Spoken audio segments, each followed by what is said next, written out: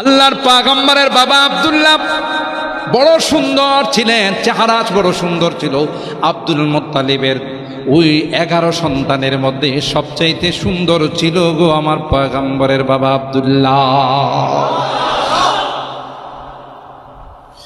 ওই আলেমা, ইহুদি আলেমা একটু দূর থেকে যখন দেখলো আব্দুল্লাহরে ডাক দিয়া কয়, আমি তোমাকে 10,000 দিনার দিব।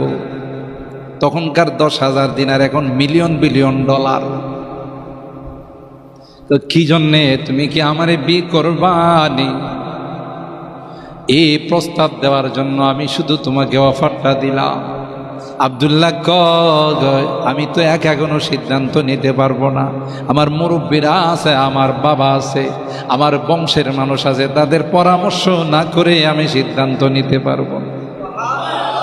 আর এখনকার যুবক হলে বাপরি বাপ, মেয়ের দরকার নাই, টাকা তো পাইলাম। ওখানে কবুল করে আয়সা কব যে আমার চয়েস মতো কাম সাইরা ফেলাইছি। কথা খোলাপাড়ার যুবকরা না, তোমরা আবার রাগ করো না বাবা। তোমরা যদি রাগ করো, হুজুর বেশি কালেকশন আমরাই করি, আর আমাদের বিরুদ্ধে ওয়াজ করে গেলে। আল্লাহ আল্লাহ আল্লাহ তো আমার নবীকে আমেনার মাধ্যমে পাঠাবে, ওই ইহুদি নারীর মাধ্যমে পাঠাবেন না, ঠিক কেনা বলেন? আল্লাহর পয়গম্বর বলেন, বলিতু বিন্নিকালা বিসফা। আল্লাহর কসম, হযরতে আদম থেকে নিয়ে আমার বাবা আব্দুল্লাহ পর্যন্ত, আমার মা আমেনা পর্যন্ত, আমার পূর্বপুরুষরা কোনোদিন কোনো মূর্তি দেবতার সামনে মাথা নত করে নাই। যারা আমার পূর্বপুরুষ, এরা কোনোদিন শিরিক করে নাই। আর আমার পূর্বপুরুষের মধ্যে কোনোদিন জেনা ব্যভিচার ছিল না। আল্লাহ পাক আমাকে যেহেতু এই বংশে পাঠাবেন, এই জন্য আল্লাহ বাছাই করে তাদেরকে নির্দোষ করে সতীত্ব রক্ষা করে আল্লাহ আমার পর্যন্ত নিয়ে আসছেন। ওই ইহুদি আলেমাকে আব্দুল্লাহ যখন জবাব দিলেন, তখন ইহুদি আলেমা ডোন্ট মাইন্ড, আপনি মাইন্ড কইরেন না, আমি কিন্তু আমার যৌবনের তাড়ায় আপনাকে বিয়ের প্রস্তাব দেই নাই গো। দূরের থেকে আপনার চেহারার দিকে তাকাইছিলাম। আসমানি কিতাব তাওরাত আমি পড়েছি, ওই তাওরাতের বর্ণনা অনুযায়ী বিশ্ব নবী যার ঘরে আসবে, আপনার চেহারা দেখে মিলাইতেছিলাম গো, আপনার পেটে থেকে বিশ্ব নবী দুনিয়াতে আসবে। আল্লাহু আকবার বলেন। তাই ওই ভাগ্যবতী নারী, ওই সম্মানিতা নারীটা যদি আমি হতে পারতাম, আপনার সঙ্গে যদি আমার বিয়ে হয়ে যাইত, আর আপনার পিঠে থেকে যদি নূর নবী আমার পেটের মধ্যে আসতো গো, আর সেই মা যদি আমি হতে পারতাম, এই লোভে আপনাকে আমি বিয়ের প্রস্তাব দিয়েছিলাম। চিন্তা করছেন কিভাবে আল্লাহ সাজায়? আল্লাহু আকবার। এমনি কে আছে দুনিয়া? আর হারাম দেখেন আল্লাহ তাআলা কিভাবে সাজায়। যুবকরা আসে, সাররা রাজকুমারী যুবকদেরকে ফেরত দেয়, চয়েস হয় না। ইব্রাহিম আলাইহিস সালাম সুবহানাল্লাহ বলে যখন সামনে আসছে, বাবারে ডাক দেয়া কই, যুবকটারে আটকান। আর আসতে সুবহানাল্লাহ। বাবা কানে কানে বললেন, মা এত সুন্দর যুবকগুলো তোমার সামনে আসলো, কাউকে চয়েস করলা না রে মা? এই যুবকটারে তুমি চয়েস করলে, এটা তো মোল্লা, কথা কয় না। আমার সমাজের অনেক মেয়েরা আছে না, যদি শুনে দাঁড়িয়ে আছে, আমি বিয়া করতাম না। এই বেড়া দাড়ি, বেড়ারে পুরা বেড়া দেখা যা। আবার কিছু কিছু নারীরা কয়, দাড়ি নাই, হেরা আমি বিয়ে করতাম। কথা বলেন ঠিক কেনা? বেশ কমটা বুঝে, কত বেশ কম। কপাল যাদের ভালো, এরা কই সুন্দর যুবক, তার চেহারার মধ্যে দাড়ি চমকাইতেছে, সুবহানাল্লাহ বলেন। তার গায়ে ফেরেশতাদের পোশাক, তার চেহারাটা কত সুন্দর। আমার এই যুবকের দরকার, কারণ এই সুন্নতি স্বামীর সাথে থাকলে আল্লাহর কাছে বলবো, আল্লাহ আমার স্বামীটা বড় সুন্নতি স্বামী ছিল, সুবহানাল্লাহ। আর যেগুলোর ভিতরে শয়তান ঢুকছে, কথা কয় না। স্বামী দেখাইছে, অভিভাবকরা দেখো, দেখেই চিৎকার মায়েরা গো বাবারি বাবা, এই বুড়া বেটার কাছে আমি বিয়ে বইতাম না। আছে না নাই? বোঝা গেল ওর কপাল পড়ছে, ঠিক কিনা বলেন? আর হারাম বাদশাহ রাজকুমারীকে জিজ্ঞাসা করেন, মা এত যুবক আসলো রে, কোন যুবক তোমার চয়েস হলো না? এই মোল্লা বেড়া।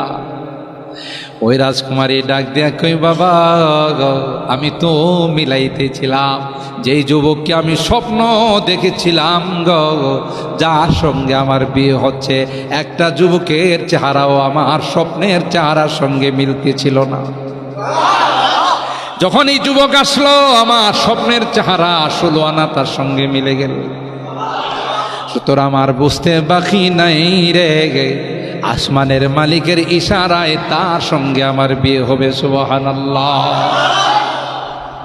কিতাবের মধ্যে আসে হযরত সারা রাদিয়াল্লাহু তাআলা আনহা এত সুন্দরী ছিলেন, এত সুন্দরী ছিলেন গো, যেই সারা হযরত ইউসুফ আলাইহিস সালামের দাদি।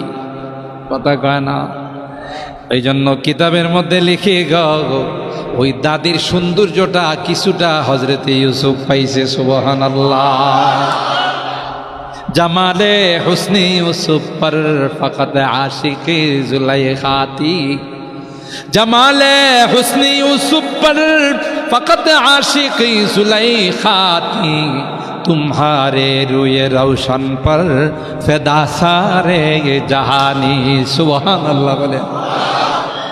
হযরত সারা রাদিয়াল্লাহু তাআলা আনহাকে নিয়ে যখন ইব্রাহিম আলাইহিস সালাম ওই সিরিয়া দিয়ে যাচ্ছিলেন, সিরিয়ার বাদশা তখন ছিল বড় জালেম বাদশা, লুচ্চা প্রকৃতির, বদমাশ প্রকৃতির, একজন হয় না 10 জন লাগে।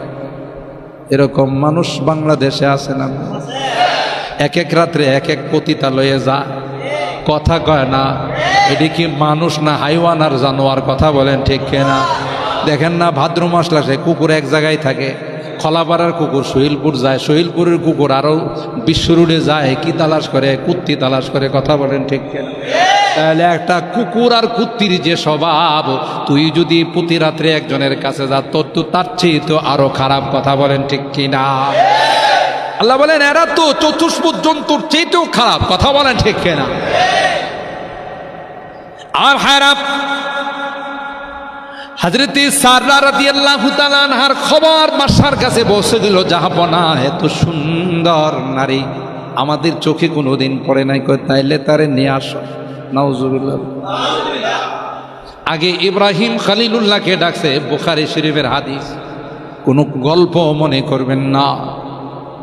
আজকে এটা বলি, আমি কালকে বাকিটা বলবো ইনশাআল্লাহ। হযরতে সারাকে বাদশা খবর দিল যে তাকে আমার খাস কামরায় ঢুকাই দাও। এর আগে ইব্রাহিম খলিলুল্লাহর ডাইকা কয়, তোমার কি হয়? ইব্রাহিম খলিলুল্লাহ চিন্তা করছেন, যদি বলে আমার বউ তাইলে তো হে আর নিস্তার দিবে না, এই জন্য বলছে আমার বোন হয়, তাইলে ভাই বোন যেহেতু কমপক্ষে হের ভিতরে যেন কিছু দয়া আসে। ইব্রাহিম খলিলুল্লাহ সারা রাদিয়াল্লাহু তাআলা আনহাকে ডাক দিয়া কই, সারা আমি কিন্তু বাদশারে কই আইছি, তুমি আমার বোন, তুমি যায় কিন্তু আবার কইও না তুমি আমার স্ত্রী, পেঁচ লাগবো। আর আমি আর তুমি ছাড়া তো মুসলমান কেউ নাই, সুতরাং বোন যে এটাও তো মিথ্যা না। কথা বলেন ঠিক কিনা? হযরতে সাররাকে খাস কামরায় নিয়ে গেছে। নিয়ে যাওয়ার পর সাররা বাদশা সাররারে কয় আই লাভ ইউ। সাররা কয় আস্তাগফিরুল্লাহ। হে কয় কি? আমি বিশ্ব মুসলমানের মা। কথা বলুন ঠিক কিনা? সারা বিশ্বের মুসলমানের মা আমারে হে কয় খারাপ কথা। বাদশা কয় উপায় না, যাইবা খাস কামরা, সিকিউরিটি গার্ড বাইরে দাঁড়াই রয়েছে, পালানোর জায়গা নাই রে, আমার প্রস্তাবে সারা দিতে হবে। কিন্তু সাররা তো নবীর পাগম্বর, জানেন কোথাও যদি না থাকে একটা জায়গা, জোরে বলে আছে না নাই? আমি আমার মসজিদে বলি, মাঝে মধ্যে বয়ানে বলি, আমাদের দেশের কিছু বুদ্ধিজীব আছে, এটা আমি বুদ্ধিজীবী কই না, বুদ্ধি জানোয়ার কই। কি জন্যে? এরা দেখবেন বিভিন্ন টক শোতে, বিভিন্ন সেমিনারে এরা কি কয়, যুবতী নারীদেরকে স্কুল কলেজে ছাত্রীদেরকে শিখায়, তোরা রাস্তাঘাটে কোনো হিজাব পরবি না, এমনি আসা যাওয়া করবে, কোনো বখাটে পোলাপাইন যদি বিরক্ত করে হাত উঠায়া থাপ্পড় লাগাইবে। কয় না, যেখানে বিরক্ত করবে সেখানেই অ্যাকশন। প্রথম কথা হলো, যারা বিরক্ত করে নিঃসন্দেহে এরা চরিত্রহীন। কথা বলেন ঠিক কিনা? এটা নিঃসন্দেহে তাদেরকে আমরা কঠোরভাবে তাদের নিন্দা করি যে এটা কোনোদিন, তোমারও তো বোন আছে, তুমি নিজের বোনের সাথে এরকম করবা, তো এও তো আরেকজনের বোন। কথা বলেন ঠিক কিনা? যদি কেউ এটা ভাবে যারে আমি বিরক্ত করতেছি, যার সাথে আমি খারাপ ধারণা করতেছি, এ তো কেউ না কারো বোন, কেউ না কারো মা। কথা বলেন ঠিক কিনা? আমি কি আমার মার সাথে এরকমের খারাপ আচরণ করতে পারবো? আমার আপন বোনের সাথে করতে পারবো? এটা যদি ভাবে তাইলে তো সেগুলো করতে পারে না। এটা নিঃসন্দেহে নিন্দনীয়। কিন্তু প্রশ্ন হলো, তারপরেও তো শয়তান জিন্দা, ঠিক কিনা বলেন?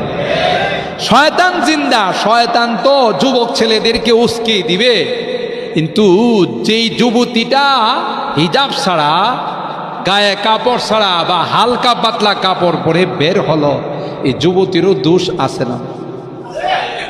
যুবতীর চেয়েতে বেশি দোষ হলো তার অভিভাবকের, ঠিক কিনা বলেন? যেই অভিভাবক যুবতীকে হিজাব পড়ায়া দেয় নাই, বোরকা পড়ায়া দেয় নাই, এই অভিভাবকেরও অনেক বড় অপরাধ, পাপ, যে তোমার যুবতী মেয়েটাকে তুমি খোলা অবস্থায় কেন ছেড়ে দিলা। কথা বলেন ঠিক কিনা? সূরা আল আহজাব আয়াত নাম্বার 59 খুলে দেখবেন, যাদের ভাষায় বাংলা অনুবাদ আছে। আল্লাহ এই আয়াতের মধ্যে বলেন, কোন নারী যদি বোরকা পরে রাস্তায় বাইর হয়, প্রয়োজনে যদি বাজারে যায়, প্রয়োজনে যদি হাসপাতালে যায়, প্রয়োজনে যদি স্কুল কলেজেও যায় বিদ্যা অর্জন করার জন্যে, আর বোরকা পরে যদি শালীন পোশাক পরে বের হয়, আল্লাহ বলেন এই নারী ঘরে আসা পর্যন্ত তার দায়িত্ব আমার। কে বলছেন? আল্লাহর কথা ঠিকও হতে পারে, নাও পারে। আল্লাহ আল্লাহ, যে জায়গাতে বোরকা পরলে দায়িত্ব নিছেন আল্লাহ, সেখানে আপনি যদি নারীটাকে বোরকা ছাড়া বের করেন, তারে যদি বিরক্ত করে, দোষটা কি পোলার বেশি না মেয়ের বেশি? যাদেরকে করে তাদেরও কম দোষ না, তারা কেন এইভাবে বের হলো? কথা বলেন ঠিক কিনা? এরপরও আমার যে কথাটা বলা এখানে উদ্দেশ্য, কোরআন হাদিসের আলোকে খুব খেয়াল করবেন, যে বুদ্ধিজীবীরা তাদেরকে শিখাই দেয় যে তোমাদেরকে যদি উত্ত্যক্ত করে, একটা নারীকে, একটা মেয়েকে যদি কথা শিখাই দেয়, কোনো বখাটে কোনো যুবক যদি তোমাকে উত্ত্যক্ত করে, ইফটিজিং করে, তাহলে সাথে সাথে তুমি থাপ্পড় মারবা। আপনারা বলুন, একটা মেয়েকে একটা ছেলের সঙ্গে কোনোদিন পারবে? তাইলে এই বুদ্ধিজীবী জানোয়ারগুলো মূলত বাঁচার জন্য দেয় নাই পরামর্শ, মারার জন্যে। যে যুবক, বখাটে যুবক, তাকে উত্ত্যক্ত করলো, এরপর যদি উল্টা তার গায়ে থাপ্পড় লাগায়, রাগ কমবে না বাড়বে? আর এই রকমের কাজ যারা করে, এরা একা করে না, একটা গ্যাং নিয়ে করে। এদের সাথে 4-5 জন আছে না নাই? এমনিতেই একটু বিরক্ত করছে, যদি সে কথা টথা না বলে চুপচাপ চলে যায়, তাহলে এরা হয়তো আস্তে আস্তে চলে যাবে। আর যখন উল্টা অ্যাকশনে যাবে, তখন তাদের রাগ বাড়বে না বাড়বে না? তখন বলবে যে আরে তোরে তো এমনি একটু সিবদি করছিলাম, আচ্ছা তুই যখন হাত উঠাইছ, এবার তোরে গুম করে পালাম। দেখা যায় যে তাকে উঠায় নিয়ে চলে গেল, কোথায় নিয়ে রাগের বশবর্তী হয়ে তাকে মেরে ফেললো। কথা বলেন ঠিক কিনা? এই যে মার্ডারটা হলো, এই যে গুমটা হলো, আমি মনে করি এর জন্য আমার দেশের এই বুদ্ধিজীবী জানোয়ারগুলো হলো দায়ী। কথা বলেন ঠিক কিনা? এখন কথা হলো, যদি এই রকমের বিপদে পড়ে যায়, তাইলে এই মেয়েগুলো কি করবে? ঠিক কিনা? এটা কোরআন শিখাইছে। হজরতে সাররা আলাইহিস সালাম শিখাইছেন, হজরতে ইউসুফ আলাইহিস সালাম শিখাইছেন। কথা বলেন ঠিক কিনা? ওই মেয়ে যখন বিপদে পড়বে, কেউ তার আশপাশে নাই, আত্মীয় স্বজন নাই, কে তার হেল্প করবে, সহযোগিতা করবে? সুতরাং তখন তার উচিত হবে তাদের সঙ্গে মোকাবেলা না করে মনে মনে আল্লাহর কাছে বলা। কথা বলুন ঠিক কিনা? যদি বোরকা না থাকে আল্লাহর কাছে তওবা করা, আল্লাহ বড় ভুল হয়ে গেছে, আমি বোরকা পরে আসি নাই, আর কোনোদিন বোরকা ছাড়া বের হবো না। কথা বলুন ঠিক কিনা? 2 নাম্বার বলবে আল্লাহ এই যুবকদের কলব তো তোমার হাতে। কথা বলুন ঠিক কিনা? মালিক রে, আমি তো অসহায়, আমি তো কিছুই করতে পারবো না, তুমি তাদেরকে হেদায়েত দিয়ে দাও। আল্লাহর কসম গো, বলতে দেরি হবে আমার আল্লাহ, তাদের কলবকে পরিবর্তন করতে দেরি হবে না। ঠিক কিনা বলেন? হযরত সাররা বাদশাহ যখন তার গায়ে হাত দিতে চাইল, সাররা কয় সমস্যা নাই, আপনার প্রস্তাবে আমি সাড়া দেব, আমি মাত্র 2টা রাকাত নামাজ পড়িনি। সুবহানাল্লাহ জোরে বলেন। কয়েকদিন আগেও ছাত্রদেরকে পড়াইলাম, বুখারী শরীফের মধ্যে আসে হযরত সাররা রাদিয়াল্লাহু তাআলা আনহা 2 রাকাত নামাজ পড়ে আল্লাহর কাছে হাত তুলে বলে, মালিক রে, কেউ নাই, স্বামীটাকেও বাহিরে রাখছে, এখানে আত্মীয় স্বজন বলতে কেউ নাই, পাড়া প্রতিবেশী বলতে কেউ নাই, তিনি হলেন এই রাষ্ট্রের ক্ষমতার মালিক, আমার গায়ে যদি হাত দে, আল্লাহ তোমার পয়গম্বরের স্ত্রী রে আজীবন এই কলঙ্ক থেকে যাবে। কথা বলুন ঠিক কিনা?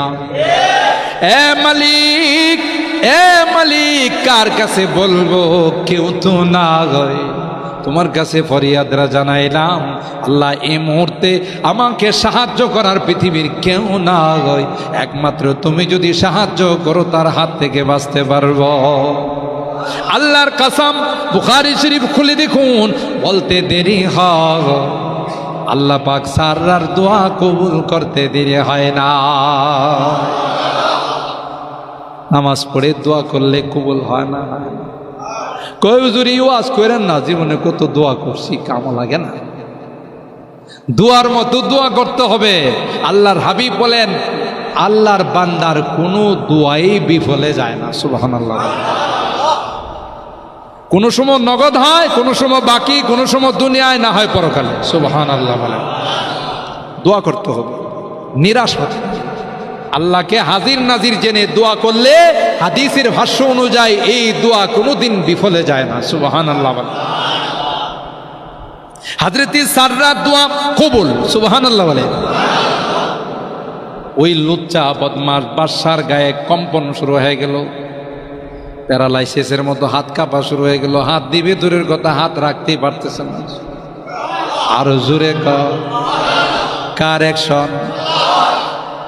এবার এই লুচ্চা হযরত সাররারে কয়ে, হে যেন হাত উঠায় কি মন্ত্র পড়ছে, কথা কয় না, এটা হলো মুনাজাতের মন্ত্র, এটা হলো আল্লাহর কাছে দোয়া। সুবহানাল্লাহ জোরে কয়।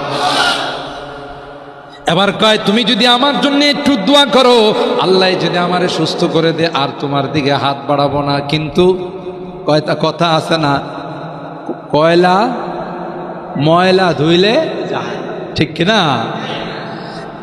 হযরত সাররা বলছে, কথা ঠিক থাকবে তো? বলে হ্যাঁ। আল্লাহ রে কয়, আল্লাহ এটারে ভালো করে দাও। হ্যাঁ বলে, আর করবো না। আল্লাহ কয়, সাররা তোমার দোয়া কবুল করলাম, ভালো করে দিছি, কিন্তু কুকুরের লেজরে যদি আপনি সোজা করার জন্য 2 কেজি ঘি মাখেন, এটা সোজা হইব না আরো বাঁকা হইব?